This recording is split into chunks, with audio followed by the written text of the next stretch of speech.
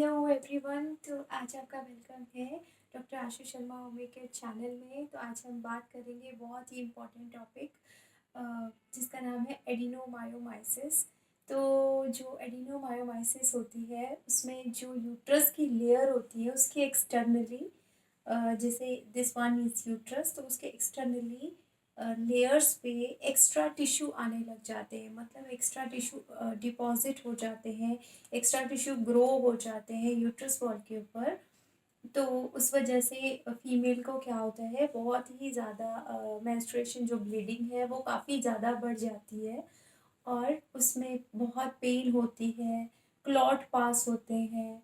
तो ये जो प्रॉब्लम है एडिनोमायोमाइसिस की, ये एक लेट एज में आती है। लेट एज मतलब आपकी जब चाइल्ड बियरिंग एज निकल जाती है, मीनोपॉज से पहले, मतलब आफ्टर 40, जब 40 साल के बाद ये दिक्कत ज़्यादातर फीमेल में देखी जाती है। अब इस प्रॉब्लम में क्या होता है, यूट्रस की जो लेयरिंग है वो शेड होना मतलब उखड़ना वहाँ से शुरू हो जाती है, जिस वजह से फीमेल को काफ़ी दिक्कत का सामना करना पड़ता है। फीमेल के यूट्रस का साइज़ भी बढ़ जाता है क्योंकि हार्मोनल इशू आ जाता है।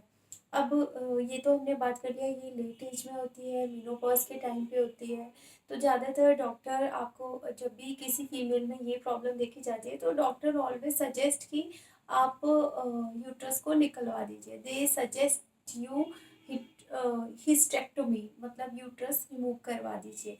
बट अगर किसी को रसौली नहीं है या कोई कैंसर का खतरा नहीं है, अगर पेशेंट की बायोप्सी नॉर्मल है, मतलब अगर उसके जो भी बायोप्सी में आया है वो नॉर्मल है, तो फिर आपको यूट्रस नहीं निकलवाना चाहिए।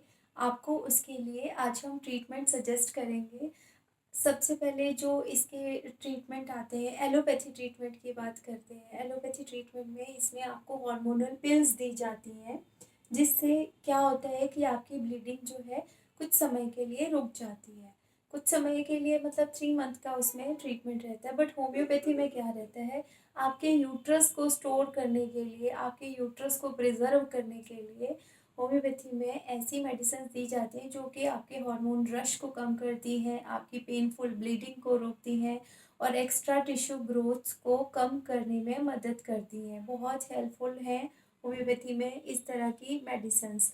पर साथ में अगर बहुत ही ज़्यादा किसी पेशेंट में ब्लीडिंग देखी जाती है तो आप एलोपैथी भी साथ में हार्मोनल ट्रीटमेंट ले सकती हैं।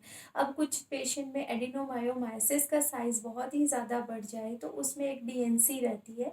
डीएनसी में क्या रहता है कि एक्स्ट्रा टिश्यू को रिमूव किया जाता है, बट और साथ में मरीना एक रखा जाता है। बट वो लास्ट ट्रीटमेंट है जब पेशेंट को यूट्रस भी प्रिजर्व करना है, कैंसर का कोई खतरा भी नहीं है और उसकी रिपोर्ट बायोप्सी की नॉर्मल है।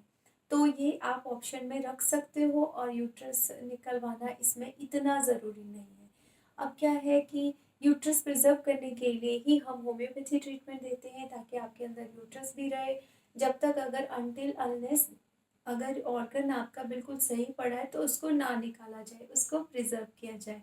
अब उसके बाद जो नेक्स्ट ट्रीटमेंट आता है हमारा, UAE, uterine artery embolism, secondary treatment. जब आपको लगे कि मैं मरीना नहीं रखवाना चाहती या जो भी है कि यूट्रस मुझे प्रिजर्व करना ही है, तो एक ये भी ट्रीटमेंट इसमें आप कर सकते हो। इसमें जो आपका यूट्रस है उसकी आर्टरीज को एक जेल मेडिसिन्स के द्वारा ब्लॉक किया जाता है। इसको इंटरवेंशनल रेडियोलॉजिस्ट परफॉर्म करते हैं और जो हमारे नॉर्थ में बेस्ट इंटरवेंशनल रेडियोलॉजिस्ट हैं वो हैं डॉक्टर अखिल मोगा।